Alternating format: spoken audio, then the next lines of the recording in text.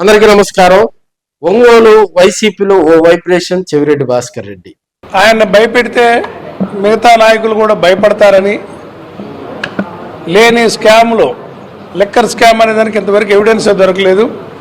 లేని స్కామ్లో ఆయన ఇరికిచ్చారు. లిక్కరు ఈ గవర్నమెంట్లో వాటర్ ప్లాంట్లు పెట్టినట్టు పెట్టి బెల్ట్ షాపులు ఊరి ప్రతి వీధి చివరన బెల్ట్ షాపులు పెట్టి టైమింగ్ లేకుండా ఎవరు అమ్ముతుంది మీ అందరికీ తెలుసు. వైఎస్ఆర్ పార్టీ గవర్నమెంట్లో ప్రభుత్వమే అది మన షాపులు నడిపి ఒక వేళ ప్రకారంగా ఉదయం ఈ టైం నుంచి సాయంత్రం ఈ టైంలోపే మద్య విక్రయాలు జరిగినాయి. అది కూడా ప్రతి బాటిల్ కూడా ఇన్వాయిస్ మీద డిస్టిలరీ యూనిట్ల నుంచి షాపుకు రావడం జరిగింది. ఆ బిల్లు వెరిఫై చేస్తే మనందరికీ అర్థమవుతుంది దీంట్లో తప్పు జరగడానికి అవకాశం లేదు.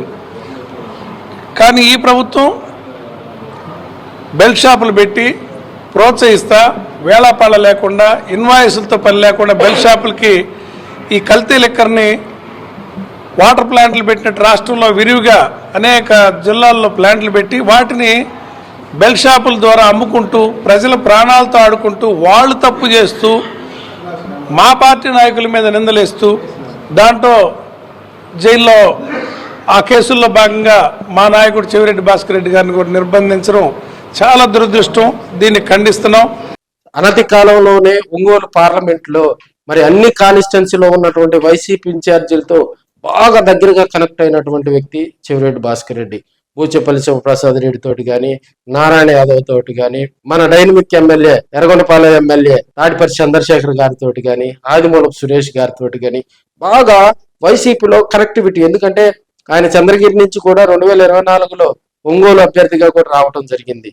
సో ఆయన అక్కడ నుంచి కూడా ఒంగోలులో పనిచేసినటువంటి వైసీపీ నేతలతో బాగా కనెక్ట్ అయినటువంటి లీడర్గా కూడా చెప్పుకుంటూ ఉంటారు. తనకంటూ ఒక ప్రత్యేక గుర్తింపు తెచ్చుకున్న వ్యక్తి చెవిరెడ్డి భాస్కర్ రెడ్డి.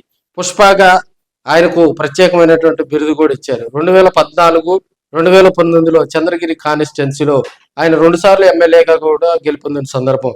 2019లో ఆయన వైసీపీ అధికారంలోకి రావటం, ఆయన మంత్రి పదవి రాకపోయినా కూడా వైసీపీలో చక్రం తిప్పే స్థాయికి 2019 ఎన్నికల్లో ఆయనకంటూ ఒక ప్రత్యేకమైనటువంటి గుర్తింపు వచ్చినటువంటి సందర్భం.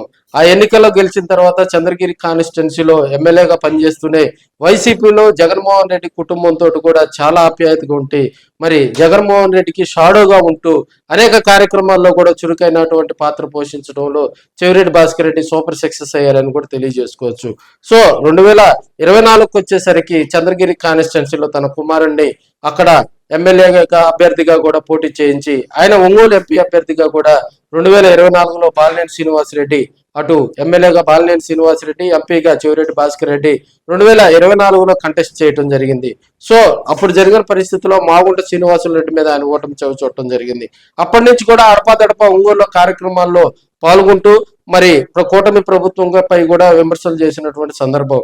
పొదిల్లో ప్రతిపక్ష నేతగా ఉన్నటువంటి జగన్మోహన్ రెడ్డి పర్యటనకు సంబంధించి బాగా ఇన్వాల్వ్ అయ్యి కూడా మరి చెవిరెడ్డి భాస్కర్ రెడ్డి అప్పట్లోనే ఘాటు విమర్శలు చేసినటువంటి సందర్భం. కూటమి ప్రభుత్వాన్ని లక్ష్యంగా అక్కడ పొదిలి స్టేషన్ లో కూడా ఆయన గందరగోళాలు సృష్టించారు. సో ఆయన అక్రమ మద్యం కేసుకు సంబంధించి లిక్కర్ స్కామ్ కు సంబంధించి కూడా ఆయన అరెస్ట్ చేయడం జరిగింది బెంగళూరులో. సో ఇప్పుడున్న పరిస్థితిలో చెవిరెడ్డి భాస్కర్ రెడ్డి దాదాపుగా 140+ డేస్ అయినా కూడా ఇప్పటి వరకు చెవిరెడ్డి భాస్కర్ రెడ్డికి సంబంధించి బెయిల్ మంజూరు కాకపోవటం, 2-3 దఫాలుగా బెయిల్ వచ్చే అవకాశం ఉన్నా కూడా ప్రభుత్వం మరి దాని వైపు చొరవ చూపలేదని కొంత టాక్ అయితే వినిపించింది.